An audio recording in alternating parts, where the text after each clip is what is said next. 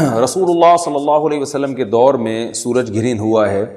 آپ صلی اللہ علیہ وسلم کے نرینہ اولاد نہیں تھی، آپ کو اللہ نے اولاد دی اور آپ کے بیٹے کی موت واقع ہوئی. یہ ایک بہت بڑا حادثہ تھا اس وقت، کیونکہ عرب میں نرینہ اولاد کی بڑی ویلیو تھی. آپ صلی اللہ علیہ وسلم کو اللہ نے بیٹیاں دیں، بیٹا نہیں دیا، اور بیٹا دے کے اٹھا لیا، تو ایک بہت بڑا واقعہ تھا. اور اللہ کی قدرت کے اسی دن سورج بھی گرہن ہو گیا.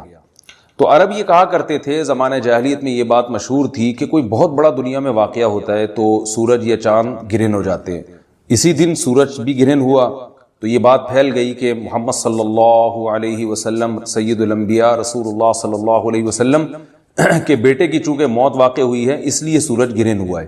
آپ صلی اللہ علیہ وسلم نے اس بات کی تردید فرمائی اور آپ نے فرمایا ان الشمس والقمر آیتان من آیات اللہ لا ينکسفان بموت احدہما، کہ سورج اور چاند اللہ کی نشانیوں میں سے ایک نشانی ہے. لا ينکسفان بموت احدہما آیاتہ، نہ تو یہ کسی کی موت کی وجہ سے گرہن ہوتے ہیں نہ کسی کی زندگی کی وجہ سے. بل یخوف اللہ بہما عبادہ، اللہ ان کے ذریعے اپنے بندوں کو ڈراتے ہیں. یہ بخاری مسلم کی حدیث ہے، اپنے بندوں کو خوف زدہ کرتے ہیں. تو یہ اللہ کی نشانیاں ہیں اور آپ صلی اللہ علیہ وسلم نے اس موقع پر نماز کا حکم دیا، اللہ کے سامنے عاجزی اور انکساری کا حکم دیا. دیکھیے یہاں ایک بہت اہم پوائنٹ کی بات ہے ان لوگوں کے لیے جو اسلام کے خلاف ہیں، جو محمد صلی اللہ علیہ وسلم سرور دو عالم سید الانبیاء صلی اللہ علیہ وسلم کو سچا نبی نہیں مانتے. ان کے لیے اس حدیث میں آپ صلی اللہ علیہ وسلم کی نبوت کی ایک بہت زبردست دلیل موجود ہے. ایک واقعہ ہوا ہے آپ صلی اللہ علیہ وسلم کے بیٹے کی موت کا، اور عرب یہ ویسے ہی کہا کرتے تھے کوئی بہت بڑا دن ہوگا تو سورج گرہن ہوگا. تو کوئی بھی شخص جو جھوٹا نبی ہو، آپ خود بتائیے کہ کیا وہ ایسے موقع پہ اس واقعے کو اپنے حق میں کیش نہیں کرائے گا؟ اور وہ یہ کہے گا نہیں کہ میں تو پہلے ہی کہتا تھا میں بہت بڑی شخصیت ہوں اور میرے بیٹے کی موت ہونا، ایک پیغمبر کے بیٹے کی موت ہونا ہے تو یقیناً یہ اس اللہ کی طرف سے ایک نشانیاں ہے، یہ نشانی ہے سورج کا گرہن ہونا، یہ بتانے کے لیے ہے کہ واقعی یہ بہت بڑا دن ہے اور یعنی یہ بہت بڑا دن اس اعتبار سے کہ ایک نبی کے بیٹے کی موت واقع ہوئی ہے. لیکن آپ صلی اللہ علیہ وسلم نے یہ سب نہیں کیا اور آپ نے بتایا کہ سورج اور چاند کے گرہن ہونے کا کسی کی موت یا زندگی سے کوئی تعلق نہیں. اور آج سائنس نے بھی ثابت کر دیا ہے کہ یہ ایک سائنٹیفک حقیقت ہے کہ جب زمین اور سورج کے درمیان چاند آ جائے تو سورج گرہن ہو جاتا ہے، اور جب چاند اور سورج کے درمیان زمین آ جائے اور سورج کی روشنی چاند تک نہ پہنچ رہی ہو تو چاند گرہن ہو جاتا ہے. یہ اس میں عبرت کی بات بھی ہے ان لوگوں کے لیے جو آپ صلی اللہ علیہ وسلم کی نبوت میں شک کرتے ہیں. البتہ آپ صلی اللہ علیہ وسلم نے اس موقع پر ہمیں حکم دیا کہ اللہ سے تضرع اور عاجزی اور انکساری کی جائے، اپنے گناہوں کی معافی مانگی جائے. اور نماز آپ صلی اللہ علیہ وسلم نے پڑھی. اس پہ بھی بعض لوگ اشکال کرتے ہیں کہ یہ جب ایک نیچرل پروسیس ہے تو اس میں اتنا گھبرانے کی، کیونکہ حدیث میں آتا ہے آپ صلی اللہ علیہ وسلم بہت گھبرائے، تو اس میں گھبرانے کی کیا بات ہے؟ تو یاد رکھیے ہر نیچرل پروسیس جو ایک عام معمول سے ہٹ کر ہو اس میں انسان کے لیے ایک عبرت کی بات ہوتی ہے. ہم دیکھتے ہیں رسول اللہ صلی اللہ علیہ وسلم کے دور میں جب تیز ہوا چلتی تھی اور بارش سے پہلے ہوا چلا کرتی تھی تیز ہوائیں، تو آپ صلی اللہ علیہ وسلم گھبرا کے مسجد کی طرف دوڑتے، عاجزی انکساری کرتے، اللہ تعالیٰ سے یہ کہتے کہ اللہ تو نے تو مجھ سے وعدہ کیا کہ جب تک میں ان کے درمیان موجود ہوں تو ان کو عذاب نہیں دے گا. تو یہ خوف کا غلبہ تھا آپ صلی اللہ علیہ وسلم پر. کیوں؟ وجہ اس کی یہ تھی کہ یہی حالات قوم عاد اور قوم سمود پر بھی آئے ہیں. قرآن میں آتا ہے نا فلما رأوه عارضا مستقبل اودیتهم قالوا هذا عارض ممطرنا بل هو ما استعجلتم به ريح فيها عذاب الیم تدمر كل شيء بامر ربها فاصبحوا لا يرى الا مساكنهم، کہ وہ بادلوں کو دیکھ کے کہنے لگے یہ تو ایک معمول کے مطابق بادل ہیں جو برسیں گے اور بارش ہوگی. تو پیغمبر نے کیا کہا کہ یہ بارش نہیں ہے بلکہ یہ وہ عذاب ہے جس کی تم جلدی کیا کرتے تھے، اور اس میں ایک ایسی ہوا ہے جو اللہ کے حکم سے ہر چیز کو ہلاک کر دے گی. اور پھر ان پر ایک ہفتہ عذاب آیا اور قرآن کہتا ہے کہ وہ ایسے پڑھ کے ہلاک ہو گئے کہ فَتَرَ الْقَوْمَ فِيهَا صَرْعَىٰ كَأَنَّهُمْ أَعْجَازُ نَخْلٍ خَاوِيَةٍ، اے مخاطب اگر تو ان کو دیکھتا تو ایسے لگتا کھجور کے تنے ہیں جو اوندھے پڑے ہوئے ہیں. تو ایسے ہوا نے ان کو تہس نہس کر دیا. تو یہ عام معمول سے ہٹ کے جب بھی اس کائنات میں کوئی تغیر آتا ہے تو وہ اللہ کی نشانیوں میں سے ایک سائنٹیفک حقیقت بھی ہے، اس کی ایک لاجک بھی ہے، لیکن اس کے ساتھ ساتھ اللہ کی نشانیوں میں سے ایک نشانی بھی ہے. اور ایسی نشانی ہے جس سے ہمیں ڈرنا چاہیے کہ اللہ تعالیٰ کو اختیار ہے، وہ جب چاہے سورج کی روشنی چھین لے، چاہے کسی بھی طرح سے چھینے. اور یہ بھی ایک سائنٹیفک حقیقت ہے جو آپ صلی اللہ علیہ وسلم کی نبوت پر جس نے ایک مہر لگا دی ہے کہ سورج اور چاند کا گرہن ہونا اگرچہ ایک اس کی ایک لاجک ہے کہ چاند سورج کے سامنے آ جائے تو سورج گرہن ہو جاتا ہے، لیکن اس بارے میں جو ہماری تحقیق ہے، جو سائنسدان کہتے ہیں کہ یہ وقت اس یعنی خطرے کا وقت ہوتا ہے، سورج سے ایسی خطرناک ریز نکلتی ہیں جو نقصان کا سبب بن سکتی ہیں، تبھی بعض حضرات سورج کی طرف دیکھنے سے بھی منع کرتے ہیں، اور یعنی نظام میں تھوڑی ایک عام نارمل روٹین سے ہٹ کے اس کائنات کا نظام چلتا ہے، تو اس لیے یہ اس کائنات کے لیے، زمین کے لیے ڈینجرس ہو سکتا ہے، اور جو گریوٹی اور جو کشش کا نظام ہے اس میں بھی خلل واقع ہوتا ہے۔ تو ایسا نہیں ہے کہ یہ بالکل ایک نارمل کنڈیشن ہوتی ہے اور اس کا کوئی نقصان ہی نہیں ہے، یہ بالکل غلط ہے، اس میں نقصان کا بہرحال خطرہ ہے، اور اس بات کا امکان موجود ہوتا ہے کہ قدرت انسانوں سے انتقام لے یا انسانوں کو نقصان پہنچائے۔ اور ویسے بھی جن کے دلوں میں اللہ کا خوف ہوتا ہے وہ تو ویسے ہی اللہ کے وَهُم مِّن خَشْيَتِهِ، قرآن مجید میں اللہ تعالیٰ کے ارشاد ہے کہ مشرکین بار بار یہ سوال پوچھتے تھے قیامت کب آئے گی کب آئے گی، اللہ فرماتے ہیں لیکن جو مومنین ہیں ان کو اس سے غرض نہیں ہے کہ کب آئے گی، والذین آمنوا مشفقون منہا، وہ تو قیامت سے گھبراتے ہیں کہ پتہ نہیں ابھی نہ آ جائے۔ تو جس کے دل میں اللہ کا خوف ہوتا ہے اس کے زندگی گزارنے کا طریقہ کچھ اور ہوتا ہے، وہ بات بات پہ اللہ سے ڈرتا ہے، اس کو اللہ سے ڈرنے کا بہانہ چاہیے، اس کو توبہ کا بہانہ چاہیے۔ تو اس بحث میں پڑھنا کہ یہ تو ایک لاجیکلی ایک سورج کی روشنی غائب ہو جائے گی، وہ ٹھیک ہے، یہ سائنسدانوں کا شعبہ ہے کہ کیوں غائب ہو رہی ہے، ماہرین فلکیات کا شعبہ ہے، لیکن اہل ایمان کا جو کام ہے اس موقع پر، ان کا جو وظیفہ ہے وہ یہ کہیں کہ اللہ کی نشانیوں میں سے ایک نشانی ہے، اللہ اپنی قدرت دنیا میں دکھاتا ہے کہ میں یہ بھی کر سکتا ہوں چاہے کسی بھی طریقے سے کروں، تو ہمیں اس موقع پر بہرحال اللہ کے سامنے جھکنا چاہیے، اپنے گناہوں سے معافی مانگنی چاہیے، اور وہی عمل کرنا چاہیے جو رسول اللہ صلی اللہ علیہ وسلم نے ہمیں بتایا ہے، اور اس بارے میں جو توہمات پھیلے ہوئے ہیں اس سے بھی ہمیں اجتناب کرنا چاہیے۔ جیسے نبی صلی اللہ علیہ وسلم نے عربوں کے وہم کو دور کیا ہے، بھائی اس کا کسی کی موت اور زندگی سے کوئی تعلق نہیں ہے، تو اسی طرح آج کل لوگوں میں ایک سورج اور چاند گرہن ہونے کے بارے میں وہم بھی بہت ہے کہ پتہ نہیں کیا ہو جائے گا، حاملہ عورتیں نہ نکلیں، فلانا نہ کرے، اور فلانا خربوزہ نہ کھائے، اس موقع پر کسی نے تربوز کھا لیا تو یہ ہو جائے گا، الٹی الٹی باتیں پتہ نہیں کیا کیا مشہور ہیں، یہ خربوزے تربوز کی تو میں ویسے ہی مثال دے رہا ہوں۔ تو کوئی بھی چیز جب کہنی ہو تو پوری طرح سے اس کی ریسرچ کریں۔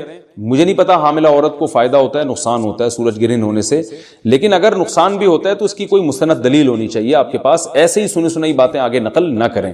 تو بہرحال ہمیں جو کرنے کا کام ہے، جو رسول اللہ صلی اللہ علیہ وسلم نے بتایا ہے، وہ کام بخاری اور مسلم کی حدیث کے مطابق نماز ہے، انفرادی بھی ہے، جماعت سے بھی ہے، مستحب یہ ہے کہ جماعت سے نماز پڑھی جائے مسجد میں یا کسی بھی میدان میں، اور 2 رکعتیں امام پڑھائیں گے، اور اس میں سرن تلاوت بھی کر سکتے ہیں، جہری تلاوت بھی کر سکتے ہیں، دونوں رائے ہیں علماء کی۔ آج کل جہری کو اس لیے ترجیح دی جاتی ہے کہ صلاۃ کسوف میں جو رسول اللہ صلی اللہ علیہ وسلم کی سنت ہے وہ لمبی نماز ہے، تو لمبی نماز پڑھیں گے تو اگر آپ آہستہ آواز سے پڑھیں گے تو لوگوں کو تھکاوٹ کا احساس زیادہ ہوتا ہے، جہری پڑھیں گے تو تھکاوٹ کا احساس کم ہوتا ہے، تو اس لیے دونوں قولوں پہ فتویٰ دیا جاتا ہے، وہ ایک قول راجح ہے اور ایک میں آسانی ہے، تو آسانی اس قول میں ہے کہ جہری تلاوت کی جائے، اس میں لوگوں کو نماز میں کھڑا رہنا آسان ہوتا ہے، تو لمبی سے لمبی نماز پڑھی جائے، اس میں 2 رکعتیں پڑھی جائیں اور خوب طول دیا جائے اس کو، اور اتنا طول دینا کہ لوگوں کا خطرہ ہو کہ نماز ہی چھوڑ کے بھاگ جائیں گے، یہ بہرحال درست نہیں ہے، کیونکہ آپ صلی اللہ علیہ وسلم نے امام کو مقتدیوں کی رعایت کا حکم دیا ہے۔ اور کوئی جماعت سے نماز میں شریک نہیں ہو سکتا تو گھر میں نماز پڑھیں، انفرادی نماز پڑھیں، نماز نہیں پڑھ سکتے تو توبہ استغفار، کیونکہ اگر آپ نے ایسا کرنا شروع کر دیا تو توہمات کی دنیا اتنی وسیع ہے کہ آپ ساری زندگی اسٹریس میں ہی رہو۔ یہ بڑے بڑے لوگ ہوتے ہیں نا، آپ جن کو سمجھ رہے ہوتے ہیں بڑے فیمس، ان میں بھی کوئی نہ کوئی وہم ہوتا ہے۔ ایک بہت فیمس آدمی ہے، اس کو یہ وہم ہے کہ یہ 300 یعنی 13 کا عدد منحوس ہے، اب اس بیس پہ وہ بہت سارے کام کرتا ہے، 13 کا عدد ہی نہیں آنے دے رہا ہوتا، لائن میں 13ویں نمبر پہ نہیں کھڑا ہوگا اور لفٹ میں 13ویں نمبر پہ نہیں جائے، ہمیں بلا وجہ اپنے لیے عذاب کھڑا کر دیا۔ تو اس لیے کبھی بھی دنیا میں بغیر دلیل کے، دلیل یا تو عقلی ہوتی ہے، عقل سے پتہ چلے، یا نقل کا مطلب قرآن و سنت سے ثابت ہو کسی چیز کا نقصان دہ ہونا۔ جیسے اب سائنٹیفکلی تو یہ بات ثابت نہیں ہے کہ نظر لگتی ہے، لیکن قرآن و سنت سے بہرحال یہ بات ثابت ہے۔ تو اب نظر میں انسان احتیاط کرے، بہت ایکسٹریم لیول پہ نہ جائے۔ احتیاط یہ کہ بھئی اگر آپ غریب تھے، اچانک پیسہ آ گیا آپ کے پاس بہت زیادہ، تو وہ اس دولت کی ایک دم نمائش لوگوں کے سامنے نہ کریں، اس میں خطرہ ہوتا ہے نظر نہ لگ جائے۔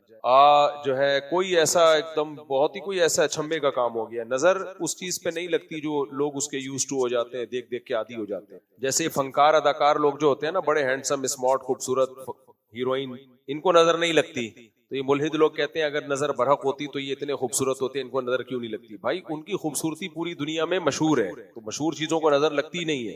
نظر کا مطلب تو اچنبے کی چیز نا، اچانک آپ کسی چیز پر مطلع ہوئے، بہت ایک دم حیرانگی والی چیز، تو مالداروں کو نظر نہیں لگتی۔ کوئی غریب اچانک نوٹ چھاپنے کی مشین آ گئی اس کے پاس، سائیکل سے ایک دم لینڈ کروزر پہ آ گیا، اس کو نظر نگلے کا خطرہ ہوتا ہے۔ آپ کی ایک بھی نہیں ہو رہی تھی، اچانک 4 ہو گئی، اور 4 کو لے کے آپ دعوت میں پہنچے ہوئے ہو، خواتین مل رہی ہیں، لوگ کہہ رہے ہیں یار 4 بیویاں، واہ بھائی خطرہ ہے نظر لگنے، تو اس لیے پہلے ایک، پھر تو بہرحال تو اب یہ ہے نظر کا بھی حدیث سے ثابت ہے۔ بہرحال قربانی کے جانور ہوتے ہیں نا، بعض بہت طاقتور جانور، محلے میں ایسا کوئی آیا ہی نہیں ہوتا، ہم نے بہت دفعہ دیکھا ہے ایسے ایسے جانور آتے ہیں، اچانک ٹھک نظر لگی۔ حدیث میں آتا ہے نظر ایسی خطرناک چیز ہے کہ اونٹ کو کڑھائی تک پہنچا دیتی، اتنا بڑا جانور ہوتا ہے، نظر لگی گر گیا۔ لیکن بہرحال اس میں بھی اب وہمی بننے کی ضرورت نہیں۔ آج کل جس قسم کی حسن مارکیٹ میں آ رہا ہے، وہ ڈسٹیمپر کا حسن ہوتا ہے، اس میں نظر لگنے کے چانسز کم ہوتے ہیں۔ لوگ اپنے کالے کلرٹے بچوں پہ بھی پتہ نہیں کیا کیا ڈالا ہوا ہوتا ہے، ناک بہری ہوتی ہے، ایک سڑکپا اوپر لگاتا ہے، دوسری نیچے آ جاتی ہے، اس کو نظر لگتی ہے۔ بہت ہی کوئی خوبصورت حسین بچہ آپ کے یہاں پیدا ہو گیا جو اس طرح کے عام طور پہ ہوتے ہی نہیں ہے، تو پھر اس کو ذرا تھوڑا سا انسان احتیاط کر لے لوگوں کے سامنے، تو بس اس ورنہ وہم کی بیماری پھر پیدا ہو جاتی ہے، اس بہت خطرہ۔ یہ بھی ہے نا بچے کا نام عبداللہ، اتنا پیارا نام ہے، اس کا نام اگر ہوتا کوئی عجیب سا ہوتا، بہت ہی ویسے پسلیوں کا نام سے کوئی تعلق۔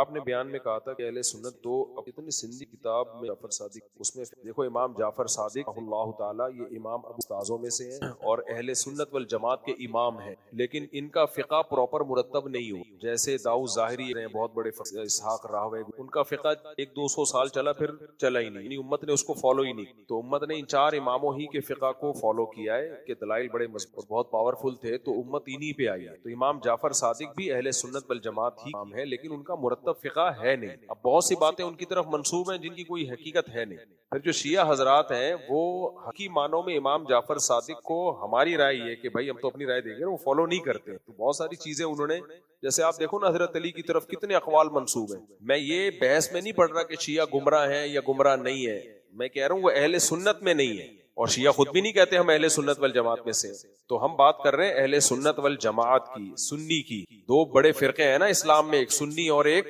شیعہ، تو یہ تو ہے نا، لوگ کہتے ہیں اسلام میں فرقہ واریت نہیں ہے، اس بات کے 2 مطلب ہو سکتے ہیں، ایک یہ کہ ہونی نہیں چاہیے، تو یہ بات تو بالکل ٹھیک ہے، ہونی نہیں چاہیے، لیکن یہ کہنا کہ ہے نہیں، یہ تو گراؤنڈ ریئلٹی کے خلاف ہے بھائی، ہے صحیح ہے نا، اور نبی نے تو فرمایا 72 فرقے ہوں گے، تو آپ اس کا کیسے انکار کر سکتے ہو؟ 73 فرقے ہوں گے، تو ہے بہرحال، جب ہیں تو پھر ان میں آپ کو صحیح کی طرف جانا پڑتا ہے نا۔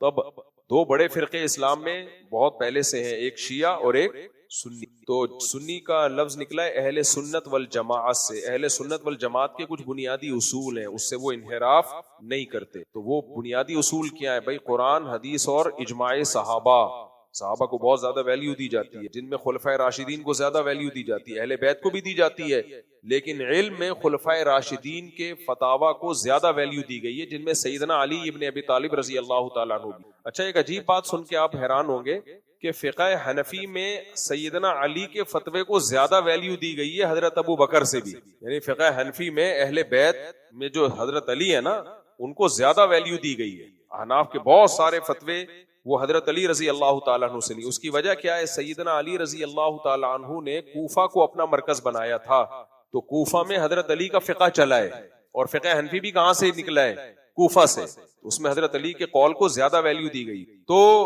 تو ہمارا دعویٰ یہ ہے کہ بھائی ہم اہل بیت کو زیادہ فالو کرتے ہیں، شیعہ کا دعویٰ یہ ہے کہ وہ زیادہ فالو کرتے ہیں، خود کمپیئر کر کے، لیکن بہرحال اہل سنت والجماعت کے 4 ہی مکاتب فکر ہیں، حنفی، مالکی اور بلی۔ اب یہ دیکھو کہاں سے جماعت آئی ہوئی ہے، لوگ قازقستان سے، قزاقستان سے، یہ اتنے سارے، اب کھڑے ہو اتنے ماشاءاللہ خوبصورت سے لمبے، آ جاؤ یار ذرا ادھر آؤ، وہاں کون سا فقہ ہے؟ حنفی ہے، ادھر آ جاؤ، قازقستان سے آئے ہوئے۔ اب یہ لوگ کہتے ہیں کہ یہ کیسے کڑیل جوان ماشاءاللہ، یہ بنوریا میں پڑھتے ہیں، سائٹ بنوریا نہیں ہے، وہاں پڑھتے ہیں، آ جائیں بھائی، وہ بھائی آ جائیں، بیٹھے بھائی، آپ بھی آ جاؤ یار، جو زیادہ سفید، آپ بھی آ جاؤ، آ جاؤ، آ جاؤ۔ یہ دیکھو کیسے ماشاءاللہ قازقستان سے، تو وہاں سارے حنفی ہیں، اور اسی کے آگے چیچنیا ہے، قریبی ہے، وہاں سارے شافی ہیں۔ یہ کیا گھاس کھا رہے تھے یار اتنے سالوں سے بیٹھ کے؟ ان کو اسلام کا نہیں پتا تھا؟ اسلام جب آیا ہے نا ان ملکوں میں، تو یا تو فقہ حنفی کی شکل میں آیا، یا فقہ شافی کی شکل میں آیا، افریقہ میں فقہ مالکی کی شکل میں آیا۔ اب لوگ آ کے ہمیں بتا رہے ہیں یہ غلط ہے، جو اسلام آیا تھا وہ غلط تھا، اب کیا آ رہا ہے؟ وہ صحیح آ رہا ہے۔ یہ دیکھو ماشاءاللہ ادھر قازقستان کے ماشاءاللہ کیسے جوان علم حاصل کرنے کے لیے آئے ہوئے ہیں یہ، اور یہ لوگ کہتے ہیں مدرسوں میں جو ہے نا وہ دین نہیں سکھایا جاتا, مدرسوں میں منجن بیچا جاتا ہے. تو یہ قازقستان سے منجن لینے کے لیے آئے ہیں بنوریا میں, ماشاءاللہ. تو منجن مل رہے ہیں, قرآن و سنت مل رہے ہیں یہاں بنوریا میں. آپ کو اردو نہیں جانتا, عربی میں منجن کیا کہتے ہیں, ہل تشتری المنجن پھکی, ماشاءاللہ. تو اور وہ بھی آ جائیں قازقستان سے, رشیا کی آزاد ریاستیں ہیں نا, یہ دیکھو یہ سارے آج ملنے کے لیے آئے تھے مجھ سے بنوریا سے. یہ دیکھو ماشاءاللہ مسلمان ہیں, مدرسے میں دین کا علم حاصل کرنے کے لیے. اگر مدرسوں میں لوگ کہتے ہیں نا منجن بکتا ہے, منجن بکتا ہے, دیوبندیت بکتی ہے, اگر دیوبندیت بک رہی ہوتی تو قازقستان سے یہ دیوبندیت سیکھنے کے لیے آئے یہاں پہ. بھائی اسلام سکھایا جا رہا ہے, اسلام پڑھایا جا رہا ہے, تو یہ وہاں سے اس سلسلے میں حاضر ہوئے ہیں. بیٹھو ماشاءاللہ. اور کہاں ہیں, تفضل ماشاءاللہ, انت من اطول الناس. یہ دیکھو, اور منجن تو نہیں, آ جاؤ بھائی. وعلیکم السلام. یہ دیکھو ماشاءاللہ ماشاءاللہ, یہ سب آپ لوگ پوری دنیا میں جاؤ گے انشاءاللہ. آ جاؤ بھائی. یہ دیکھو ماشاءاللہ ماشاءاللہ, بیٹھو اجلس ماشاءاللہ. اب مسئلہ یہ ہے کہ ہماری یونیورسٹیوں میں تو باہر سے لوگ اتنے آتے نہیں ہیں, مدرسوں میں آتے ہیں. تو ہمارے سیکولر لبرل طبقے کو یہ بھی ٹینشن ہے کہ یار یہ مولانا لوگ پوری دنیا کے لوگوں کو پڑھا رہے ہیں, تو آپ کی یونیورسٹیوں کا معیار ہی نہیں ہے بھائی. مدرسوں کا ایک معیار ہے. بڑے مدارس کی بات کر رہا ہوں, ہر مدرسے کے ہم ٹھیکیدار نہیں ہیں. غلط مدرسہ ہے تو وہ غلط ہے بھائی, ہم اس کو صحیح نہیں کہہ سکتے. تو یہ منجن ہے, باہر سے دنیا کے لوگ آ رہے ہیں 8-8 10-10 سال. ہمارے جاننے والے ہانگ کانگ سے اپنے بچے کو بھیجا ہے بنوریا میں پڑھنے کے لیے, اور ابھی جامعۃ الرشید کو بھی انشاءاللہ وہ مل جائے گا نا, کیونکہ وزارت تعلیم سے رجسٹریشن ہوئی ہے, تو باہر کے ویزے اب ان کو ملیں گے. تو آپ دیکھیں گے ہمارے اپنے شاگردوں میں کوئی امریکہ سے آ رہا ہے, کوئی جاپان سے آ رہا ہے, کوئی قازقستان سے آ رہا ہے, کوئی ازبکستان سے آ رہا ہے, کوئی ملیشیا سے آ رہا ہے. پڑھائیں گے بیٹھ کے انشاءاللہ. تو اگر یہ منجن بک رہا ہوتا, ان کو عربی میں اچھی طریقے سے منجن کا مطلب سمجھا دینا. کون کن کے ساتھ آئے ہیں یہ لوگ, وہ لے کر آئے. بھائی صاحب آپ تو اردو جانتے ہو نا. بھائی یار اردو جانتا بھی ہو تو منجن کے لیے بہت اردو پھر پتہ چلے. آپ ان کو سمجھا دیں کہ منجن کا مطلب ایسا نہ ہو یہ وہاں منجن ہی بیچنا. جی تو ان کو سمجھا دینا کہ یہ یعنی ابھی کچھ سمجھا دینا نا یار, ابھی ہم نے مسائل کے. اللہ آپ سب کو خوش رکھے. تقبل اللہ جہدکم وسعیکم وخروجکم فی سبیل اللہ وتعلمکم العلوم الدینیہ. مفتی صاحب یہ جو حافظ حضرات تراویح پڑھا کر پیسے لیتے ہیں, مانگتے ہیں, یہ جائز ہے؟ جائز نہیں ہے. تراویح پیسوں میں بیچنا جائز, سمجھ رہے ہو. دارالعلوم کرنگی کا بھی یہی فتویٰ ہے, بنوری ٹاؤن کا بھی یہی فتویٰ ہے, جامعۃ الرشید کا بھی یہی فتویٰ ہے, دارالعلوم دیوبند کا بھی یہی فتویٰ ہے, جتنے بھی دینی مدارس ہیں سب کا یہی. تو اب سارے فتووں کو چھوڑ کر کسی ایک ذاتی رائے کو فالو کرنا یہ ٹھیک, اس کے دلائل میں دے چکا ہوں. البتہ کوئی قاری کو خوشی سے ہدیہ دینا چاہے وہ تو کوئی بھی کسی کو کسی بھی ٹائم پہ ہدیہ دے سکتا ہے, لیکن قاری ہدیے کی نیت سے پڑھائے نہیں. یہ باقاعدہ بزنس بن چکا ہے, دھندا بن چکا ہے. تراویح میں بولیاں لگ رہی ہوتی ہیں, ہاں بھائی وہاں کے ریٹ سے آتا ہے ادھر جاؤں گا, تو اس سے قاری کو ثواب نہیں ملے گا. غلط کرتے ہیں, غلط کرتے ہیں. حضرت مفتی ظفر علی صاحب قابل احترام, اللہ ان کی مغفرت فرمائے, ان کا فتویٰ بہت ساری چیزوں میں اگر ان کی رائے کو آپ فالو کرتے ہو کہ تراویح کی اجرت جائز ہے, تو پھر اسٹرابری کو بھی حرام کہو. وہ تو اسٹرابری کو بھی حرام کہتے تھے, میں نے خود سنا ہے ان کا فتویٰ. وہ کہتے تھے وطر کے بعد 2 نفل پڑھنا بھی ناجائز ہے. وہ کہتے تھے رمضان میں آپ نے تراویح پڑھ لی تو تہجد ناجائز ہے. تو ان سب چیزوں میں ان کو مانو, باقیوں میں آپ ان کو نہیں مان رہے. وہ کہتے تھے اشراق بھی وہ فوراً ہی مکروہ وقت میں بھی شروع کرا دیتے تھے. میں نے خود دیکھا ہے ان کی مسجد میں, میرے سہ روزے کی جماعت میں گیا تھا میں, ابھی مکروہ وقت ختم نہیں ہوا انہوں نے اشراق کی نماز پڑھوائی. تو ان کی رائے تھی, زیادہ ذاتی رائے تھی. تو پھر آپ کہو کہ یہ بھی جائز ہے, یہ کیا بات ہے؟ وہ ساری چیزوں میں آپ ان کو فالو نہیں کر رہے. تراویح کی اجرت میں پیڑے کھانے ہیں تو ان میں آپ کہہ رہے ہو مفتی ظفر علی صاحب کا فتویٰ. تو یہ خواہشات کی پیروی ہے. جو باقی دیگر بڑے بڑے علماء کا فتویٰ ہے, کسی عالم کی توہین جائز نہیں ہے, سب قابل احترام ہے. لیکن جو سارے صرف علماء کا نہیں, پورے اداروں کا فتویٰ ہے کہ تراویح کی اجرت ناجائز ہے. تو قاری کو چاہیے بغیر کسی لالچ کے صرف ثواب کے لیے قرآن پڑھائے رمضان میں. کوئی اپنی خوشی سے گفٹ دے دے تو بھائی وہ تو کوئی بھی دے سکتا ہے, اس پہ کون پابندی لگا سکتا ہے. وہ دل میں لالچ نہ رکھے. حدیث میں آتا ہے کہ جو دنیا کے پیچھے نہیں بھاگتا دنیا اس کے پیچھے ذلیل ہو کر آتی ہے. اس حدیث کا مطلب کہ ہم دنیا کو پیسے کو نہ کھائے. دیکھو دنیا کے پیچھے بھاگنے کا مطلب ہے ہوس نہ ہو دنیا. یہ نہیں ہے کہ کمانا نہیں ہے, کیونکہ کسب حلال تو فرض ہے, عبادت ہے, لازم ہے. نبی صلی اللہ علیہ وسلم نے خود صحابی رسول کو کلہاڑی دے کے فرمایا کہ جاؤ اور جنگلی لکڑیاں کاٹ کے. تو دنیا کے پیچھے بھاگنے کا مطلب غیر اخلاقی طریقے سے پیسہ کمانا, ناجائز طریقے سے پیسہ کمانا, ہوس, دوسروں کی جیبوں پہ نظر رکھنا. جو یہ کام کرتا ہے ساری زندگی کمبخت بھکاری بنا زندگی گزارتا ہے. کہ یزید کا میں قطعاً حمایتی نہیں, میرے ایک بیان کو کاٹ کے غلط چلایا. 2 بیانات ہیں جن کو غلط طریقے سے چلایا. ایک حضرت, میں نے جب یہ کہا کہ بغاوت جائز نہیں, اور تو لوگوں نے اس پہ کہا کہ اس کا مطلب حضرت حسین نے جو یزید کے خلاف بغاوت کی تھی وہ معاذ اللہ حضرت حسین غلطی پر تھے. تو میرے بیان سے یہ کشیدہ گیا ہے کہ میں سیدنا حسین کو غلط کہہ رہا ہوں اور حمایت کس کی کر رہا ہوں؟ یزید کو. حالانکہ میں نے جب یہ کہا کہ بغاوت جائز نہیں ہے تو سیدنا حسین نے بغاوت کی نہیں تھی. سیدنا حسین اگر بغاوت کے لیے نکلے ہوتے تو خواتین اور بچوں کے ساتھ نہ نکلتے. اور بغاوت کا مطلب مسلح بغاوت, اسلحے کے ذریعے بغاوت. وہ تفتیش احوال کے لیے گئے تھے, ان کا ظالمانہ قتل ہوا. کوفہ کے گورنر اس ملعون نے حضرت حسین کا براہ راست قتل میں شریک تھا, وہ اس پر کروڑہا لعنتیں. اور یزید کے دور میں یہ کام ہوا ہے, اگرچہ براہ راست اس قتل میں شریک نہیں تھا تو وہ بھی اس کا ذمہ دار اس سینس میں بنتا ہے کہ گورنمنٹ جب تھی تو آپ کے دور میں ایک قتل ہوا ہے تو رسپانسبلٹی کس کی ہوتی ہے؟ حکومت کی ہوتی ہے. نمبر 2, یزید پر یہ بھی اس بات کا بھی ذمہ دار ہے کہ تم نے اس گورنر کو معزول کیوں نہیں کیا, کوئی سزا کیوں نہیں دی. تو یہ ساری جو گناہ ہے یہ کس کے کندھوں پر جاتا ہے؟ یزید کے کندھوں پر. تو میرے بیان کو غلط لے کے بلا وجہ یزید کے جو ہے نا مجھے حمایتیوں میں شامل کر لیا ہے. ہم اہل سنت والجماعت میں سے ہیں. ہم سیدنا حسین کے مقابلے میں حضرت حسین کی خاک پہ ارب ہا ارب یزید کو قربان کرنے کے لیے تیار ہو جائیں. ایک بات یہ. دوسرا, میرے بیان سے کوئی نکالا ہے کہ پتہ نہیں قسطنطینیہ کی جنگ میں جو شریک ہوں گے تو وہ جنتی ہیں, تو میں نے کچھ ایسی بات کی. یزید بھی قسطنطینیہ کی جنگ میں تھا. بھائی جب بھی حدیث میں کسی کی فضیلت بیان ہوتی کہ جو یہ کام کرے وہ جنتی ہے, تو اس میں خود بخود کچھ شرطیں لگی ہوتی ہیں کہ بشرطے کہ یہ بھی نہ کرے, یہ بھی نہ کرے, یہ بھی نہ کرے. جیسے حدیث میں آتا ہے کہ جو سردی سے ٹھنڈے پانی سے وضو کرتا ہے سردیوں میں اس کو سارے گناہ جھڑ جاتے ہیں. تو اس کا مطلب آپ پہلے گناہ کر کے آؤ پھر وضو کرو, سارے گناہ کیا ہو جائیں گے. تو کوئی بھی حدیث عام نہیں ہوتی, اس میں کچھ نہ کچھ شروط اور قیودات لگی بھی ہوتی ہیں. اس کی مثال ایسے ہے جیسے حکیم آپ کو یا ڈاکٹر آپ کو کہتا ہے کہ بھائی ڈاکٹر صاحب مجھے کوئی پرہیز ہے, ڈاکٹر کہتے ہیں نہیں کسی چیز سے پرہیز نہیں, آپ میں نے میڈیسن دے دی. آپ نے جا کے کیا کیا, گلا خراب تھا آپ کا, سرکہ پینا شروع کر دیا, کولڈ ڈرنک پینا شروع کر دی. ڈاکٹر نے کہا کسی چیز سے پرہیز نہیں, زہر کھانا شروع کر دیا آپ. تو ڈاکٹر کہے گا نارملی جو چیزیں ہوتی ہیں ان سے تو پرہیز بہرحال آپ کو کرنا پڑے گا. تو قسطنطینیہ کی جنگ میں جو شریک ہوں گے نبی نے ان کو جنت کی بشارت دی ہے, لیکن ان نارمل مسلمانوں کو جن سے کوئی بڑا ظلم نہ ہوا ہو. تو یہاں بھی ایسے ہی ہے کہ یزید کے دور میں سیدنا حسین کا قتل ہوا ہے, تو یہ کوئی معمولی بات نہیں ہے. آپ نے ان لوگوں کو لٹکایا کیوں نہیں چوک پہ؟ پھر جبکہ آپ کا تو مطالبہ یہی تھا کہ حضرت عثمان کے قاتلوں سے قصاص کیوں نہیں لیا گیا, تو اب آپ بھی لوگ قصاص سیدنا حسین کے قاتلوں سے. تو میں قطعاً یزید کا حمایتی نہیں ہوں بھائی, ہم حضرت حسین رضی اللہ تعالیٰ عنہ کے ساتھ ہیں. ہاں, کون حقیقی معنوں میں ساتھ ہے اور کون صرف بولنے کی حد تک ساتھ ہے, اس کا قیامت کے دن پتہ چلے. تو بولنے پر گورنمنٹ کی طرف سے کوئی پابندی نہیں ہے. مجھے بلا وجہ یزید کے حمایتیوں میں شامل. اور ایک اور اہم بات بھی ہے کہ ایک فیک پوسٹ میری طرف سے میرے نام سے چلائی گئی تھی, اس سے بھی یہ غلط فہمی ہوئی. وہ فیک پوسٹ یہ چلائی گئی تھی کہ یزید چونکہ قسطنطینیہ کی جنگ میں تھا لہذا وہ جنتی ہے, نیچے لکھا تھا مفتی طارق مسعود. وہ میری تھی نہیں بھائی, وہ ملینز میں گئی ہے اور اس پہ لعنتیں لوگوں کی اور وغیرہ وغیرہ. میں نے وضاحتی بیان دے رہا ہوں بھائی, میری نہیں ہے, لیکن وضاحتی بیان چلتا نہیں ہے. سوشل میڈیا کے دور ہے, جس کو چاہو اٹھا لو, جس کو چاہو آپ وضاحتی بیان ہی دیتے ہو. وہ وضاحتی بیان چلتے ہی ہمیشہ منفی بات زیادہ چلتی. آپ بتا دو فلاں کی بیوی بہت نیک پرہیزگار ہے, چلے گی پوسٹ, یہ بولو بھاگ گئی, فلاں کی بیوی بھاگ گئی, ایسے دیکھو وائرل ہوگی. کیا ضرورت پڑنے پر کسی بھی دوست کی پرائیویسی, اس کے سوشل میڈیا اکاؤنٹ کی چھان بین کرنا جائز ہے, حرام ہے, ناجائز ہے. کسی کی پرائیویسی میں دخل اندازی مت دو, اتنا بڑا جرم ہے.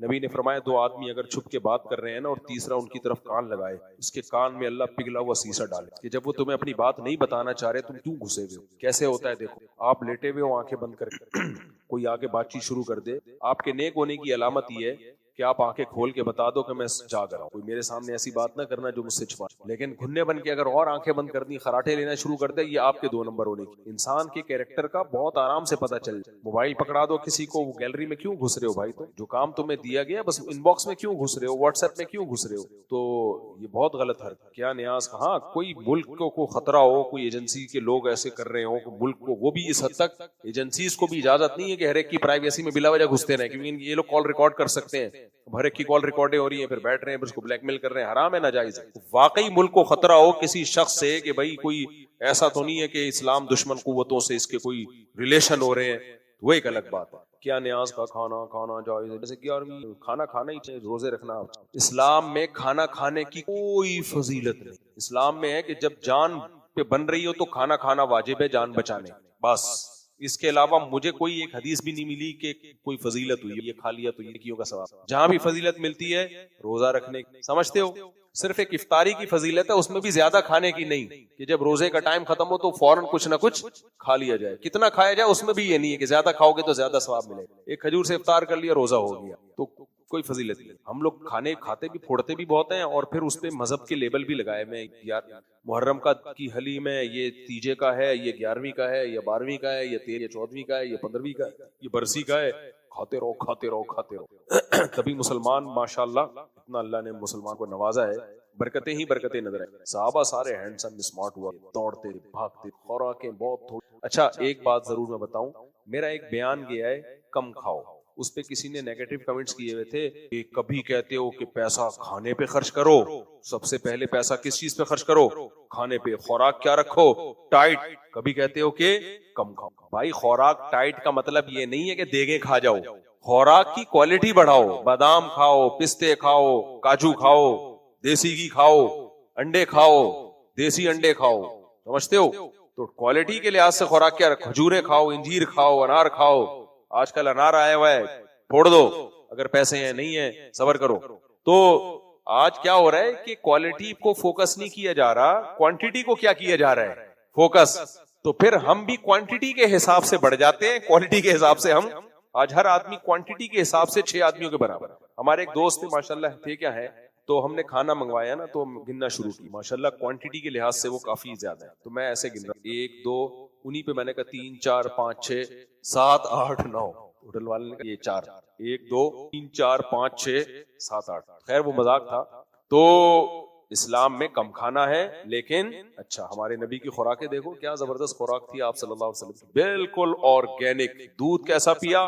ادھر بکری کے تھنوں سے دودھ نکالا, ادھر ایسا. اور بکری بھی وہ جو چرنے والی بکری, گائے بھی وہ جو چرنے والی, اونٹ بھی وہ جو آج جو چر بھی رہے ہیں وہ بھی یوریا کی کھاد سے چر کے کھا رہے ہیں. نہ 2 نمبر ہی ہے نا خوراکوں میں. ہم لوگ زندہ کیسے ہیں, اس پہ اللہ کا شکر ادا کیا. پھر بھی اب بہرحال اس سے بہتر ہے, کیا کر سکتے ہیں. مرغی کے بارے میں بھی ڈاکٹروں کی ریسرچ ہے کہ یہ جو فارمی انڈا ہے, یہ مرغی ساری زندگی ایک ہی جگہ کھڑے ہو کر اسٹریس میں گزارتی, اس کو یہ ٹینشن میں گزارتی. چوزا نکلا, اس کی لائف انجوائے کرنے کا ٹائم ہی نہیں مل رہا ہوتا. میری زمین پہ آ کے دیکھو کبھی, جو میں نے میرے پاس ایک بڑی جگہ ہے, کچی جگہ ہے, وہ میں نے ادھار لی ہوئی ہے کسی سے.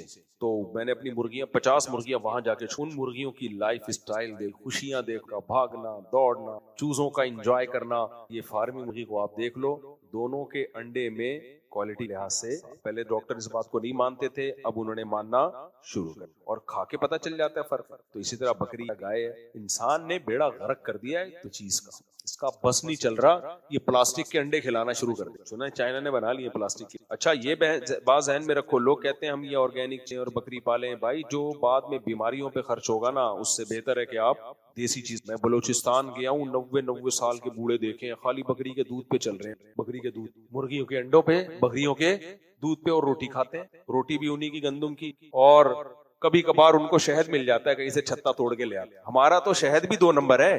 گلوکوز کی دکانیں ہیں جہاں شہد تیار ہو رہا ہے. مجھے ایک بندے نے بتایا, مفتی صاحب کبھی خوشبو لگا کے آؤ لیاری میں, آپ کو وزٹ کراؤں گا. ایک دکان ہے گلوکوز سے شہد بن رہا ہے, اور ایسے خوبصورت اسٹیکر کے ساتھ وہ کہاں کہاں جا رہا ہے. اچھا لوگ کہتے ہیں امپورٹڈ, یہ بھی 2 نمبریاں بہت ہو رہی ہیں.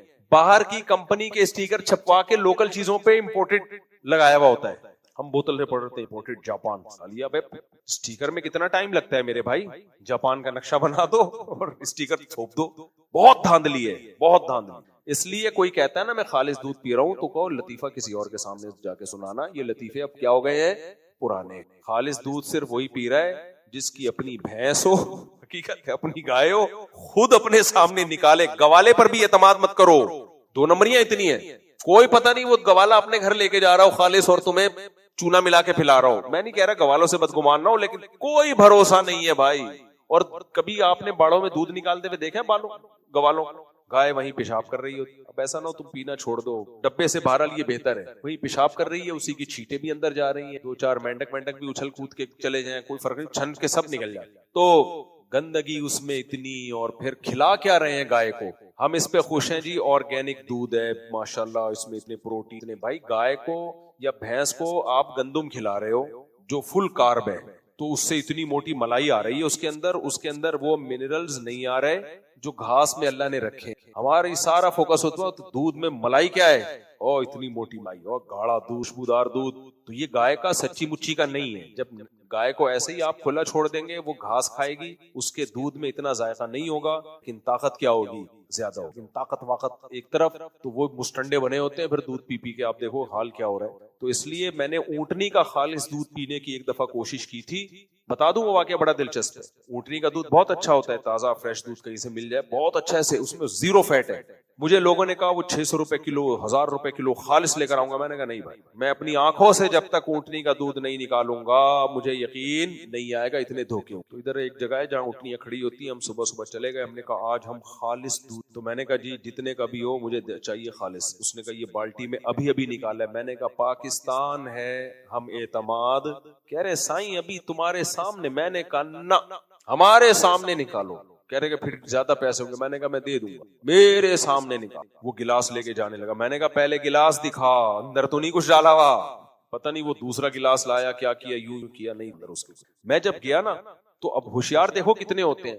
ادھر بندہ کھڑا ہو گیا، ادھر عورت کھڑی ہو گئی. اونٹنی کے تھن کے ایک طرف آدمی، دوسری طرف عورت، اور دونوں یوں سر چپکے ہوئے اور دودھ نکال. اب عورت کی وجہ سے ہم جا بھی نہیں سکتے قریب میں یار، کہ یار میں جا کے جھانک کے تو دیکھوں. اور پھر عجیب سا بھی لگ رہا ہے کہ بولیں گے بس کرو مولوی صاحب یار اور کیا چاہیے. ہم گئے، انہوں نے گلاس بھی دکھا دیا، کچھ بھی نہیں ہے. بالٹی تھی چھوٹی سی، نکال لیا. اللہ یہی ہے کہ اس سے زیادہ اور تو کوئی تفتیش ہو نہیں سکتی. خیر جی ہم دودھ لے کر آئے، پی پیا. بچوں کو ذائقہ ہی پتلا پتلا پانی پانی لگ رہا تھا. کہ یار اونٹنی کا دودھ تو بڑا ایک ایسا ہوتا ہے، پہلی دفعہ پیو تو پیٹ جاری ہو جاتا ہے جیسے پانی پیا ہوں. میں نے اگلے دن اس کو جا کے بولا یار اتنا پانی، کہتے ہیں سائیں اونٹنی کا ایسا ہی ہو. پتہ ہے کیا کہانی تھی؟ بعد میں تفتیش سے پتا چلا ان کمبختوں نے ادھر پانی کا پمپ لگایا. یہاں ہوتا ہے ادھر سے پائپ آ رہا ہے، ادھر بوتل ہے، ادھر پانی ہے. وہ کیا کرتے ہیں جب یوں کیا نا تو یوں دبایا، ادھر سے پچکاری پانی کی نکلی اور گلاس میں گئی. یہ دونوں پروگرام اونٹنی کے اور ان کے اپنے دونوں ساتھ چل رہے تھے. ادھر سے ایک پچکاری، وہاں سے ایک پچکاری، ادھر سے. تو آدھا دودھ آدھا پانی، اور ہو سکتا ہے دودھ کم ہو پانی زیادہ ہو. اس لیے خالص والص جو بولتا ہے نا کہ میں خالص، مجھے تو انڈوں پہ شک ہو گیا ہے، یہ ہم انڈا ہی کھا رہے ہیں، کوئی پلاسٹک کی کوئی چیز تو نہیں. کیا کھا رہے ہیں واللہ عالم. خیر انڈا ہے، میں زیادہ وہم میں نہ جائیں آپ. تو یہ ہے پاکستان کی کرے گا اور ہم چاند پہ انشاءاللہ. اس لیے میں کہتا ہوں اپنے کام سے کام رکھو. اونٹنی کا خالص دودھ پینا ہے، اونٹنی پال لو اگر اللہ نے پیسے دیے. انہوں نے پھر مجھے بتایا کہ ادھر ایک سیٹ ہے، وہ بھی میری طرح کا ڈسا ہوا ہوگا. اس نے کیا کیا، اس کو ڈاکٹر نے بتایا کہ اونٹنی کا دودھ پیو. وہ کیا کرتا ہے، ان سے بولتا ہے اونٹنی 1 گھنٹے کے لیے میرے پاس چھوڑ جاؤ، اتنے پیسے دوں گا میں. اونٹنی 1 گھنٹے کے لیے میرے پاس چھوڑ جاؤ. تو وہ چھوڑ کے چلے جاتے ہیں. خود ہی نہ دیکھتا ہے پہلے کہ ایسے خوردبین سے کہ اونٹنی ہی ہے، کچھ اور تو نہیں ہے. ایسا تو نہیں وہ زرافہ پہ کوئی سویٹر پہنا ہے. پھر دودھ نکالتا ہے، گلاس چیک کرتا ہے. تو اس کے بغیر آپ کو خالص چیز نہیں. اپنی مرغیاں پالو، اپنی بکریاں پالو، اپنی گائے پالو، اپنی جگہ ہے تو پالو، نہیں ڈبے سے بہرحال پھر بھی یہ بہتر ہے. ڈبے پہ نہیں آؤ، نہ زیادہ نقصان. جلی علی بھائی سوال سے کچھ لوگ تربیت نہ کر سکتے، یہ نہیں کر سکتے کی تربیت بہت آسان ہے، اس کو برے ماحول سے بچاؤ بس. بچہ تو فطرت پہ پیدا ہوتا ہے، خود بخود مسلمان پیدا ہوتا ہے، خود بخود نیک پیدا ہوتا ہے. وہ برا پیدا ہوتا تو ٹھیک کرنا مشکل ہوتا. بچے کو بگاڑا جاتا ہے، سدھارا نہیں جاتا. بگڑتا وہ برے ماحول سے ہے. برا ماحول سے بچاؤ گے تو خود بخود کیا ہوگا، وہ سدھرے گا. اور پھر بچے زیادہ ہوتے ہیں، خود ایک دوسرے کی تربیت کرتے ہیں. وہ خود ایک دوسرے کی بہن بھائی خود ایک دوسرے کی بہت اچھی تربیت کر رہے ہوتے ہیں. شیطان ہوتا ہے. آپ صلی اللہ علیہ وسلم کا فرمان ہے ہر انسان کے ساتھ ایک شیطان ہوتا ہے. کیا مسئلہ ہے؟ مسئلہ یہی ہے کہ شیطان نے سجدے سے انکار کیا تھا، تکبر میں آ گیا کہ میں گمراہ کروں گا. اللہ نے اس کو مہلت دے دی، ٹھیک ہے تو بھی زور لگا. تو جو نیک لوگ ہیں وہ تیری باتوں میں نہیں آئیں گے. تو آزمائش ہے انسان کی. شیطان بری باتوں کی ترغیب دیتا ہے، فرشتے اس کو نیک باتوں کی ترغیب. پھر آزمائش ہے. اولاد نہ ہونے کی وجہ سے دوسری شادی کے لیے کوئی رشتہ نہیں مل رہا کیونکہ طلاق یافتہ اور بیوہ، تو کیا کریں کے ساتھ. یہ بہت اہم مسئلہ ہے یار، میں تب دیتا ہوں لیکن کوئی ادارہ نہیں ہے. اور شادی دفتر والے سارے نہیں، بہرحال بڑے بڑے ڈرامے باز ہیں. تو اس میں یہ ہے کہ فی الحال تو رفیع بھائی کا نمبر یہ ہم نے دیا ہوا ہے، ان سے رابطہ کیا جا سکتا ہے. اس معاملے میں کوئی الزام نہیں. یہ شادی دفتر کا کام ایسا ہے نا کہ اس میں خود اپنی اسکینڈل بڑے لوگوں کے بننا شروع ہو، خواتین کے ساتھ ان کو خود بیوقوف بناتا. تو ایسے بھی لوگ ہم نے پکڑے ہیں. تو ان سے رفیع بھائی سے رابطہ کر لیں، میں دعا ہی کر سکتا ہوں اللہ نے زوجہ عطا علی اولاد دیا. ڈاکٹر اسرار احمد فرما رہے تھے کہ آپ صلی اللہ علیہ وسلم کا فرمان ہے اگر آپ گناہ تو اللہ ایک اور قوم، حدیث میں آتا ہے کہ اگر تم گناہ بالکل ساری لوگ چھوڑ دینا تو اللہ ایسے لوگ پیدا کرے جو گناہ کریں اور پھر وہ توبہ کریں اور اللہ ان کی توبہ کو قبول کرے. دیکھو حدیثوں کو ہمیشہ دوسری حدیثوں کے ساتھ ملا کے مطلب ہے. گناہ کرنے کی قطعاً اجازت، قرآن کے صاف الفاظ ہے جو بھی گناہ کرے گا سزا ملے. لیکن صحابہ کرام تقوی کے اس مقام تک پہنچ پہنچ چکے تھے کہ ان پہ خوف کا بہت غلبہ ہو گیا, خوف کا غلبہ بہت ہو گیا. تو جس پہ خوف کا بہت غلبہ ہو جائے نا, اگر کبھی اس سے غلطی سے کوئی کوتاہی ہو جائے تو اس کو پھر تسلی نہیں ملتی, وہ پھر یہ سوچتا ہے کہ پتہ نہیں اب میرا ہوگا کیا, میں تو جہنم میں گیا. تو ایسے لوگوں کو تسلی دینی پڑتی ہے کہ بھائی گناہ ہو گیا نا تو توبہ بھی تو عبادت ہے, اور یہ عبادت اللہ کو اتنی پسند ہے کہ ساری دنیا کے سارے انسان اگر گناہ چھوڑ دیں تو اللہ کہے کہ نا نا نا, کچھ ایسے لوگ بھی تو ہوں جن سے گناہ ہو اور وہ توبہ کرے تو میں کیا کروں, معاف کروں, کیونکہ مجھے معاف کرنے میں بھی مزہ آتا ہے. تو یہ امید کے لیے اس کا تعلق ہے باب الرجا سے, امید دلانے کے لیے. اس کا مقصد یہ نہیں گناہوں پہ آپ جری ہو جائیں. تو یہ ان لوگوں کے لیے جو اتنے نیک ہوتے ہیں کہ کبھی ان سے کوئی کوتاہی ہو جائے تو تسلی ہو نہیں رہی ہوتی, ان کے سامنے یہ حدیث سنانے کی ہوتی ہے. ہم جیسے نالائقوں کے سامنے یہ حدیث ہمارے لیے نہیں ہے کہ جی چلو اتنی فضائل ہے گناہ کے, گناہ کی کوئی فضیلت نہیں. اہل حدیث حضرات دو اعتراض کرتے, پورا سوال پڑھیں. پہلا اعتراض, حضرت عثمان غنی اذان آغاز کی اور وجہ دور دراز لوگوں تک آواز نہ پہنچے, ان تک آواز پہنچا دی, لیکن آج تو نماز کا وقت معلوم ہے. حنفی لی اذان بڑی اذان مسجد کے اسپیک, تو جس کو جو نزلہ گرانا ہوتا ہے حنفی لوگ یہ کریں, یہ تو شافی بھی کر رہے ہیں, مالکی بھی کر رہے ہیں, حنبلی بھی کر رہے ہیں. دو اذانیں سعودیہ میں بھی ہو رہی ہیں, جاپان میں بھی ہو رہی ہیں, انڈونیشیا میں بھی, ملیشیا میں بھی. جس کو کوئی نزلہ گرانا ہوتا ہے حنفی یہ بولتے ہیں, حنفی بولتے ہیں 3 طلاق ایک ہوتی ہے. وہی سارے چاروں مکاتب فکر بولتے ہیں 3 طلاق 3 کہتے ہیں, حنفی بولتے ہیں چاروں مکاتب فکر کہتے ہیں کہ تراویح کتنی ہے, 20 رکعت تراویح ہے, 3 طلاقیں 3 ہیں. پھر حنفی نہیں کہتے کہ صرف 3 ہیں, سارے مکاتب جس کو نزلہ گرانا ہوتا ہے حنفیوں میں ڈال دیتے. تو یہاں بھی ایسا ہی ہے, سب مکاتب فکر میں اذانیں کتنی ہیں, 2. وجہ اس کی ہے کہ علیکم بسنتی و سنت الخلفاء الراشدین المہدی, نبی نے فرمایا میری اور خلفائے راشدین کی سنت کو لازم پکڑو. تو خلیفہ راشد سیدنا عثمان جب ایک سنت جاری کر دی 2 اذانوں کی, اور پوری امت نے اس میں حضرت عثمان کو فالو کیا, تو ہمیں بھی فالو کرنا پڑے گا. 1.5 انچ کی الگ مسجد ہم نہیں بنا سکتے. یہ دلیل کہ اس وقت ضرورت تھی اب ضرورت نہیں ہے, فی نفسی ہی یہ دلیل درست ہے کہ بھائی اس وقت ضرورت تھی اب ضرورت نہیں ہے, لیکن اس وقت پھر تو اب پہلی اذان کی بھی ضرورت نہیں ہے. کیا خیال ہے بھائی؟ اس لحاظ سے تو پہلی اذان کی بھی ضرورت نہیں ہے. اب لوگوں کو ٹائم پتا ہوتا ہے کہ 2:30 بجے نماز ہوگی, 1 بجے نماز ہوگی, تو اس لاجک کی بیس پہ تو پہلی اذان بھی اڑا دو آپ. تو جب پہلی نہیں اڑا رہے کہ بھائی اذان ہے, مشروع ہے, تو اسی طرح دوسری اذان بھی نہیں ختم کی جا سکتی کہ جب ایک اذان حضرت عثمان نے شروع کر دی اور پوری امت نے اس کو مان لیا تو اب لاجک کی بیس پہ اس کو ختم نہیں کیا جا سکتا, کیونکہ حدیث میں میری اور خلفائے راشدین کی سنت کو لازم پکڑو, تو اب نہیں اس کو ختم کیا جا سکتا. تو اس طرح تو بہت سارے مسائل میں. اسی طرح جمعے کا خطبہ بھی ہے. ہمارے یہاں بعض اہل حدیث حضرات یہ کہتے ہیں کہ جمعے کا خطبہ اردو میں ہونا چاہیے, کیونکہ خطبے کا مقصد کیا ہے, واض و نصیحت, تو وہ ہر آدمی کو اپنی زبان میں سمجھ میں آتی ہے. بھائی ہم اس میں اسلاف کو فالو کریں. پوری دنیا میں جہاں جہاں بھی اسلام گیا ہے وہاں مختلف زبانوں کے لوگ مسلمان ہوئے.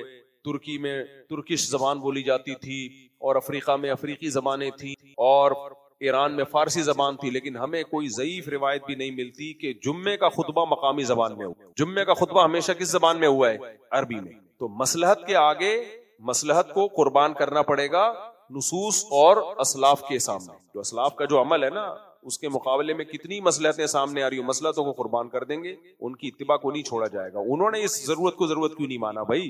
جب ایران فتح ہوا تھا تو خطبے فارسی میں کیوں نہیں شروع کرا دیے انہوں نے جمعے کے؟ جب انہوں نے شروع نہیں کیا کروائے تو ہم بھی کس میں کریں گے خطبہ جمعے کا؟ عربی میں ہوگا. اور اس کی ایک مصلحت بھی ہے اس میں کہ عربی اسلام کی سرکاری زبان ہے. اسلام چاہتا ہے کہ جو اسلام نے جو بھی ہمیں احکامات دیے ہیں نا وہ کس میں ہو, وہ عربی میں ہو. ورنہ کل کوئی اٹھے گا وہ کہے گا بھائی نماز بھی اردو میں ہونی چاہیے, کیونکہ ہمیں جب پتہ ہی نہیں چلے گا ہم پڑھ کیا رہے ہیں تو کیا فائدہ. تو رکوع کی تسبیح بھی اردو میں ہونی چاہیے, سردے کی تسبیحات بھی اردو میں, تو مسئلہ تو وہاں بھی ہے. تو ہم کہیں گے بھائی اسلام کی سرکاری زبان عربی ہے, جتنے بھی اسلامی ڈاکومنٹیشن ہوگی وہ کس میں ہوگی, عربی میں ہوگی. تو اب اس کا حل یہ ہے کہ آپ کو نماز سمجھ میں نہیں آ رہی تو یہ نہیں کہ اردو میں نماز ہوگی, آپ عربی سیکھیں. آپ کو خطبہ سمجھ میں نہیں آ رہا تو آپ خطبے کو سیکھنے کی کوشش کریں گے, جو کامن الفاظ خطبے میں عام طور پہ دہرائے جاتے ہیں تو یہ کہا جائے گا. یہ نہیں کہا جائے گا کہ خطبہ ہی چینج کر کے آپ مقامی زبانوں میں لیں. یہ ہماری رائے ہے. اچھا میرے بھائی دوسرے کہتے ہیں کہ حنفی لوگ نماز میں قرات نہیں کہ قرآن میں آتا ہے, جب قرآن پڑھا جائے تو اسے غور سے سنو, خاموش رہو. اس کے مطابق پھر جو فجر کی سنت پڑھنے والے لوگ قرات کی سماعت چھوڑ دو سنت, جو کہ قرآن کی مخالفت ہے.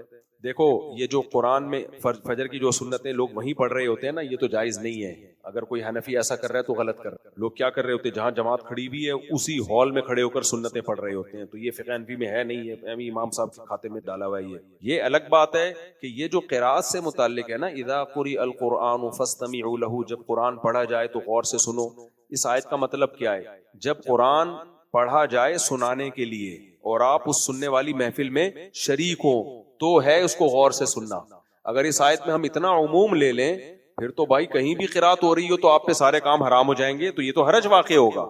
قرآن سنانے کے لیے پڑھا جائے اور آپ اس سننے والی مجلس میں موجود ہوں, جیسے تلاوت کی محفل ہے اس میں قرآن پڑھا جا رہا ہے اور آپ اس مجلس میں موجود ہیں تو پھر آپ کو دھیان سے سننا پڑے گا. طرح خطبے میں قرآن پڑھا جا رہا ہے, جمعے کے خطبے میں, آپ کو وہ غور سے سننا پڑے گا کیونکہ آپ کو سنایا جا رہا ہے اور آپ اسی محفل میں بیٹھے ہوئے ہیں. اس طرح نماز میں جو لوگ شریک ہیں تو پڑھا امام کس کے لیے پڑھ رہا ہے؟ ان کے لیے پڑھ ہی نہیں رہا جو نماز میں شریک نہیں ہے, ان کے لیے پڑھ رہا ہے جو نماز میں شریک ہیں, تو ان پر لازم ہے. جو نماز میں شریک ہی نہیں ہے اس پہ لازم نہیں ہے. اگر امام قرات کر رہا ہے جو مقتدی پیچھے ہاتھ باندھ کے کھڑے ہوئے ہیں تو جو وضو کر رہے ہیں ان پہ لازم نہیں ہے خاموش رہنا, کیونکہ ان کے لیے پڑھی نہیں جا رہی ہے. یہ سمجھ رہے ہیں کہ نہیں سمجھ رہے؟ ہاں ویسے ادباً خاموش رہے ایک الگ بات ہے تاکہ نمازیوں کی نماز میں خلل واقع نہ ہو. تو اس لیے یہ استماع جب واجب ہے جب تلاوت قرآن بنیت اسماع ہو اور آپ اس اسماع کی محفل میں شریک ہوں. مفتی صاحب جمعے کی نماز مسجد کی کمیٹی کے ممبران اکثر صفوں کے بیچ چندہ اکٹھے کرتے ہیں, کیا یہ طریقہ درست ہے؟ بھیک مانگنے کے مترادف ہے, بھیک مانگنے کے کیوں مترادف ہے؟ وہ اپنے لیے تھوڑی مانگ رہے ہیں, مسجد کے لیے مانگ رہے ہیں, اور صفوں کے بیچ میں صحیح پھلانگ کے نہ جائیں, صفیں توڑتے ہوئے نہ جائیں. وہ اکثر یوں چلتے ہوئے جا رہے تھے, یوں گئے وہاں سے ٹن مارا پھر ادھر سے آئے, تو اس طرح ہوتے ہیں. باقی یہ مسجد والے اس لیے کرتے ہیں کہ مسجدوں کو گورنمنٹ نہیں دیتی پیسہ, اور پھر محلے والے اگر خود اتنے شریف ہونا کہ بغیر مانگے دے دیں تو سبحان اللہ, خود دے نہیں رہے ہوتے تو مسجدیں تو بند ہو جائیں گی, دین کا کام سارا ٹھپ ہو جائے گا. مجبوری ہے. وہی بات ہے, جب بھی کوئی بات کرو تو اس کا متبادل پیش کرو. نہیں مانگیں گے تو پیسے نہیں آئیں گے, پیسے نہیں آئیں گے تو مسجد کے گیس بجلی کا بل, ملازمین کی تنخواہیں, سب کچھ کیا ہو جائے گا؟ ختم. تو اس کا آلٹرنیٹ کیا ہے آپ کے پاس؟ مفتی صاحب جمعے کی نماز میں کچھ لوگ تیسری رکعت میں ہوتے نہیں, امام صاحب خطبہ شروع کر دیتے, تھوڑا انتظار نہیں, واہ چلا جاتے. کچھ لوگ امام صاحب خطبہ, ان کا مقصد ہے سنتوں کا ٹائم بہت تھوڑا دیتے. یہ غلط ہے. سنتوں کا ٹائم اتنا دینا چاہیے کہ جس میں نارمل اسپیڈ سے سنتیں ادا کی جا سکتی ہوں. ہاں کچھ لوگ بہت ہی خشوع خضوع سے پڑھ رہے ہوتے ہیں, ان کے چکر میں انتظار. میرا دوست اپنی وائف سے ڈرتا ہے اور ڈر کو ختم کر وظیفہ بتا. اس کی وائف کے سر پہ سینگ, جس بندے کی داڑھی نہ ہو یا چھوٹی ہو اس کے لیے بڑے بال رکھنا کیسا ہے؟ بڑے بال رکھنا فضیلت کی بات نہیں ہے, جائز ہے. اس دور میں کلچر تھا تو اس لیے فضیلت کی چیز نہیں, اور میں نوجوانوں کو بڑے بال رکھنے سے منع کرتا ہوں, روکتا ہوں. میں نے جو بڑے بال رکھے ہیں وہ احتجاج میں رکھیں, کیونکہ میں جس مدرسے میں پڑھتا تھا 8 سال ہماری ٹینڈ کرائی ہے انہوں نے, تو مجھے غصہ تھا کہ ایک دفعہ مدرسے سے نکلنے دو. تو پھر جب مفتی کے کورس کے لیے گیا تو اس میں یہ تھا کہ بال رکھنے کی اجازت ہے, لیکن ہمارے استاذ نے کہا ٹینڈ کرا کے سب لوگ آ جاؤ. مجھے اور غصہ آیا. خیر اب بڑے تھے ہم نے, اس کے بعد پھر یہ احتجاج میں اب تک چل رہے ہیں. تو بال تمیز سے چھوٹے رکھا کرو, ہر آدمی پہ بڑے بال اچھے بھی نہیں لگتے اور بغیر ٹوپی کے بھی اچھے عجیب سے لگ رہے ہوتے. تو اور پھر سنت کے مطابق اگر جو جیسے نبی نے رکھے ہیں بال, سنت عادی ہے, یہ دینی سنت نہیں, تو اس میں پھر یہ ہے کہ پورے بال پیچھے کی طرف پٹے والے بال جسے کیا وہ رکھ سکتے ہیں. لیکن اگر ماں باپ کو وہ بال پسند نہیں ہے تو پھر ماں باپ کی اطاعت پہلے لازم ہے, اور دین کی یہ سنت ہوتی تو ہم کہتے ہیں, دین کی یہ سنت نہیں ہے. تو عادتاً نبی صلی اللہ علیہ وسلم نے ایسا کیا ہے. بہرحال نبی صلی اللہ علیہ وسلم کوئی کام عادتاً بھی کر رہے ہیں, وہ بھی بڑا اچھا کام ہے, لیکن یہ ہر ایک پہ سوٹ کرتے نہیں. اور نبی نے ماں باپ کی اطاعت کا زیادہ ہمیں حکم دیا ہے بنسبت بال رکھنا. ہاں داڑھی میں ماں باپ کی اطاعت جائز نہیں. اگر ماں باپ کہتے ہیں داڑھی کٹاؤ پھر جائز نہیں, داڑھی تو بڑھانے کا آرڈر ہے آپ صلی اللہ علیہ وسلم. تو بڑے بال ہر ایک پہ سوٹ نہیں کرتے. میرا بھی بہت دفعہ دل چاہتا ہے میں کٹا دوں جیسے جوتے ایسے نظر, تو لیکن بس کیونکہ کٹانا آسان ہے, بار دوبارہ نکلنا بڑا مشکل ہو. اور ابھی تو بال میرے ایسے ہو گئے, اس کے بعد جو غائب ہونا شروع ہوئے, اب تو بچا رہا ہوں. یہ میرے کالے فطرتاً کالے بال ہیں, کوئی کلر نہیں لگاتا, لیکن بال سفید تو نہیں ہو رہے لیکن بال شارٹ ہو رہے ہیں. ظاہر ہے اب ہوں گے, کب تک چھپو گے پیڑوں کی آڑ میں. اب یہاں سے جب پکڑی اٹھاتا ہوں نا تو کبھی یہاں پہ نظر پڑتی ہے, تصویروں پہ نظر پڑتی ہے نا, تو ادھر سے چاند نظر آتا ہے. تو کل ایک صاحب آئے مسقط سے, ہمارے دوست ہیں, ستار بھائی نام ہے ان کا, کہتے ہیں میں وہ والا ستار نہیں ہوں جس کا بیان میں تذکرہ کیا. تو وہ ایک آئل لے کر آئے, یہ سر پہ لگائیں گے تو بال اگیں گے. کب تک اگیں گے؟ 2 اگ جائیں گے, 4 اگ جائیں گے. تو میرے بھائی یہ موت کی تیاری ہوتی ہے, اللہ تعالیٰ بتا رہے ہوتے ہیں آپ ریورس گیئر واپس. سب سے پہلی علامت بال کا سفید ہونا, پھر بالوں کا گرنا, پھر ہڈیوں میں درد ہونا, ٹوٹتے ہوئے ٹٹاخ ٹٹاخ کی آوازیں آنا. ایک آدمی ہمارے محلے میں نماز پڑھتا ہے, بہت بڑی بڑی باتیں کرتا تھا, کہتا یار میں نا اب جب سجدے سے اٹھتا ہوں تو چٹاخ چٹاخ کی آوازیں آنا شروع ہو گئی. کہہ رہے ہیں یہ ختم نہیں ہو سکتی. میں نے کہا اب یہ بڑھیں گی, اب یہ ختم, کچھ بھی کھا لو, بہت زیادہ بڑھاپا تھوڑا سا ڈیلے ہو جائے گا, تو اس لیے بہتر یہی ہے موت کی تیاری. کیا سوشل میڈیا پر ویڈیوز میں ساز ساؤنڈ میں سے کون سا صحیح کون سا؟ میوزک بہت اتار چڑھا ہوتا ہے نا، جس مائیکل جیکسن کی طرح تھرکنے کا دل کرے وہ جائز نہیں. باقی ایسے کوئی غم کا چلا ہوا ہوتا ہے وہ کر کے آ رہا ہوتا ہے، گنجائش ہے اس کی. وہ صرف اس میں ایک وہ پیدا کرنے کے لیے ہوتا ہے، افیکٹ پیدا کرنے. کوئی غم ہے تو تھوڑا سا غم بڑھا دو تھوڑی سی. اس میں میوزک تو ایک الگ چیز ہے بالکل نا. اس میں تو میوزک کی کوئی ایسے ڈیفینیشن نہیں بیان کی جا سکتی لفظوں میں. کچھ چیزیں ایسی ہوتی ہیں کہ آپ اس کی ڈیفینیشن میں جاؤ گے تو معاملہ الجھ جائے گا. مثال کے طور پر میں نے کسی سے کہا گلاس میں پانی لیا، وہ کہ گلاس کی ڈیفینیشن کیا ہے، تاکہ میں کیا، گلاس ایک برتن کا نام ہے جس میں پانی آ سکتا ہو، وہ پلیٹ اٹھا کے آئے گا اس میں بھی پانی آ. پھر میں کہوں وہ برتن ہے جس کی دیواریں تھوڑی سی اونچی ہو، وہ بالٹی، میں کہوں اتنی بھی نہیں اونچی، تھوڑی سی کم کر لے، وہ لوٹا اٹھا کے لے آئے گا. میں کہوں بشرطے کہ آگے اس کے ٹوٹی نہ لگی بھی ہو، جگ اٹھا کے لے. تو پھر میں شرطیں ایکسپلین کر رہا ہوں نا، ڈیفینیشن بیان کر رہا ہوں، اس میں شرطیں لگاتا چلا جاؤں گا. گلاس کے علاوہ پورا میرے پاس نا برتنوں کی دکان کھل جائے گی. تو بجائے اس کے کہ ڈیفینیشن بیان کی جائے، سیدھا سیدھا گلاس اٹھا کے جائے، اٹ از کالڈ گلاس. صحیح ہے نا؟ سمجھتے ہو کہ نہیں؟ بعض چیزیں مثالوں سے زیادہ سمجھ میں آتی ہیں، ایکسپلین کرنے جاؤ گے تو پیچیدہ ہوتی چلی جائیں گی. تو میوزک کوئی ایسی چیز نہیں ہے 2 اور 2 4 کی طرح اس کو سن کے پتہ چل جاتا ہے یہ جائز ہے یہ کیا ہے ناجائز. تو ایک وہ ہے جو مائیکل جیکسن کا تھا، سنا اور آپ کا کلابازیاں کھانے کا، اچھلنے کودنے کا دل کرنا شروع ہو گیا. اور مائیکل جیکسن مرا بھی اسی چکر میں بیچارہ، کیونکہ وہ چیزیں اس نے ہلائی ہیں جو آج تک کسی کی ہلی نہیں. وہ اس کا کمال ہی یہی. عام جو ڈانسر ہیں وہ تو نارملی ہل رہے ہوتے ہیں، وہی چیزیں ہلا رہی ہوتی ہیں جو ہم بھی پریکٹس سے ہلا سکتے ہیں، آپ بھی ہلا. مائیکل جیکسن نے وہ کچھ ہلا کے دکھا دیا جو دنیا میں کوئی ہلا نہیں سکا. تو خیر وہ مر گیا بیچارہ. تو